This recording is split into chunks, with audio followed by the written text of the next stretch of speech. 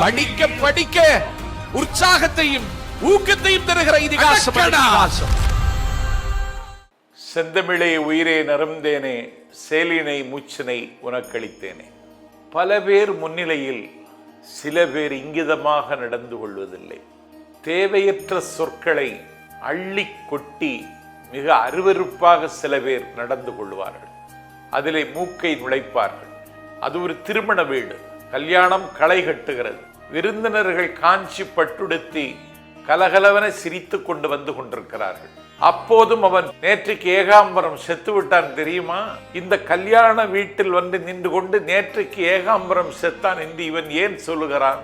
ஆகவே பல பேர் முன்னிலையில் பயனில்லாத சொற்களை பல பேர் இன்றைக்கு பேசிக் கொண்டிருக்கிறார்கள். இப்படி இவன் அருவருக்க தகுந்த முறையில் பேசுகிறானே, இவனுடைய நடவடிக்கை ஏற்க முடியவில்லை என்று அவனுடைய பேச்சை கேட்டவர்கள் எல்லாம் அவனை பார்த்து முகம் சுளிக்கிறார்கள். அடுத்தவர் முகம் சுளிக்கும்படியாக நடந்து கொள்ள வேண்டும் என்கிற குறைந்தபட்ச நாகரிகத்தை கூட அவன் பின்பற்றவே இல்லை.